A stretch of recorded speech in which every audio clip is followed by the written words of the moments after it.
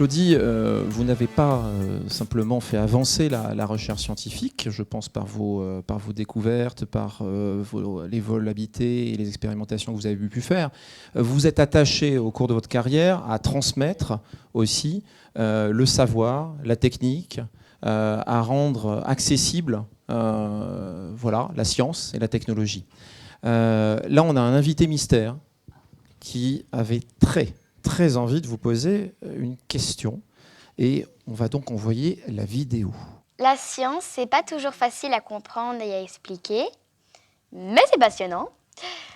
D'après vous, comment on peut rendre simple ce qui est complexe? Merci Claudie.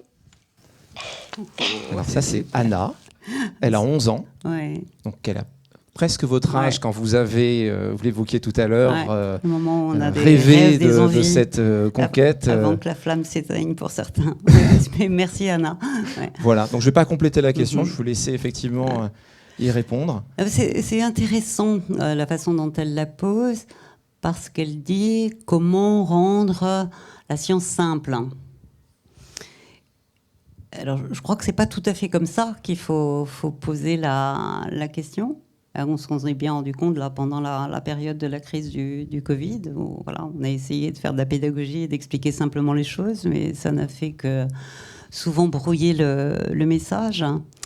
Je dirais que la science, il faut pouvoir la partager. Alors la partager, ça veut dire qu'à un moment donné, on a un récit qu'on comprend tous, au moins par un petit bout, qu'on a un langage commun qui permet de rentrer en conversation autour de la science, parce que c'est comme ça que peut se créer de la confiance. C'est quand on écoute et qu'on comprend ce que l'émetteur va dire au récepteur et qu'il y a un langage commun, qu'on peut arriver à commencer à se dire, on peut avoir une relation de confiance. Donc il y a ce premier élément. Et pour trouver ce langage commun, comme on est tous différents, je pense qu'il faut que la science, elle s'adresse aux différents types d'intelligence qu'elle peut rencontrer. Alors, il y a des intelligences, il y a plein de formes d'intelligence, on en a tous plusieurs. Après, on a des niveaux, je dirais, l'intelligence analytique, rationnelle, on connaît. J'ai besoin de savoir, là, effectivement, comment ça se passe. Après, il y a l'intelligence créative, où on est plus dans le... je m'approprie les choses pour faire, et pas simplement... un sachant qui aurait transfusé du savoir dans un cerveau trop ignorant.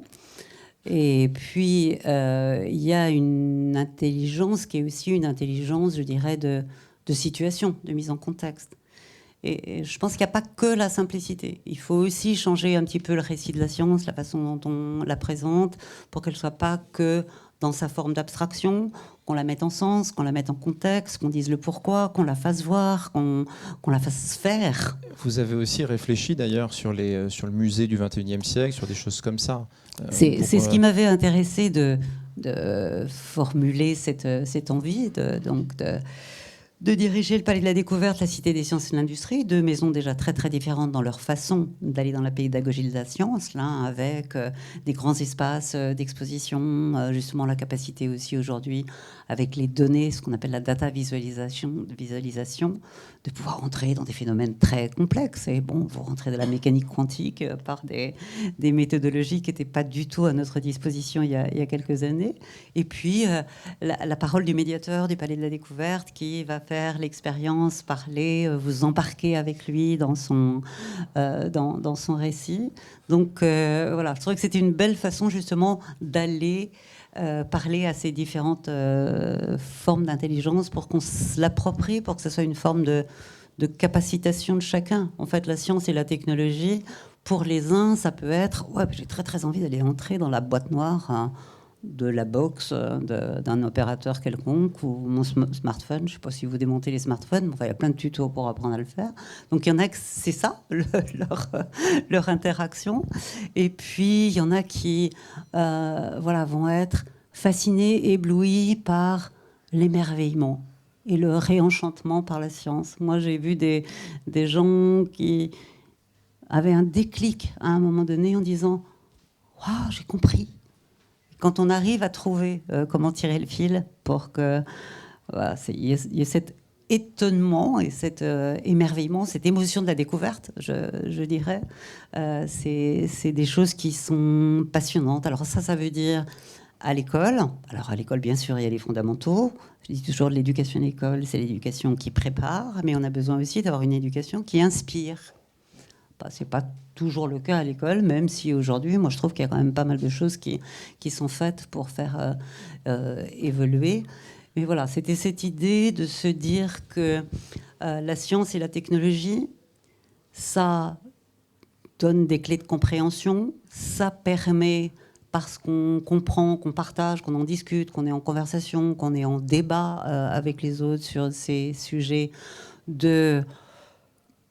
d'avoir un peu plus d'esprit critique par rapport à des masses d'informations qui peuvent circuler et dont on ne sait pas toujours la nature. Je disais encore récemment, au XXe siècle, jamais on ne m'arrêtait dans la rue pour me demander ce qu'on me demande aujourd'hui. Madame, vous qui êtes allée dans l'espace, est-ce que la Terre est plate ? Non, mais on me le demande, là, dans les 10 dernières années. Vous répondez ? Bah oui, bien sûr, mais évidemment qu'elle est plate. Et puis, c'est pas grave, le réchauffement climatique, la montée des eaux, de toute façon, ça débordera. Et puis, ouais, c'est évidemment. Après, on éponge, hein, c'est ça ? Après, on éponge. Mais on ne posait pas du tout ces questions-là. Donc, il y a aussi cette puissance de la science, son accélération, la nécessité d'avoir une prise de distance, une remise en sens. Et les jeunes qui cherchent aujourd'hui leur premier job, ils peuvent être sur l'exigence de l'excellence, de la qualité qui sera là, de l'expertise, mais ils sont beaucoup sur le sens, l'impact. Et moi, je pense que la science et la technologie, si on a quelques clés de compréhension, pas obligatoirement parce qu'elle est simple, parce qu'elle n'est pas simple, elle ne dit pas la vérité, la recherche, c'est le doute, mais ça permet d'avoir cet esprit critique, ce libre arbitre aussi, de prendre ses choix, ses décisions en individuel, et puis pas de les confronter dans quelque chose d'ouvert et constructif et empathique avec ceux qui vous entourent. Donc ça, c'est un élément important. Et puis ensuite, les carrières scientifiques et techniques, elles sont passionnantes. Il y a une employabilité importante. On le voit bien, là, à la sortie de la crise aujourd'hui.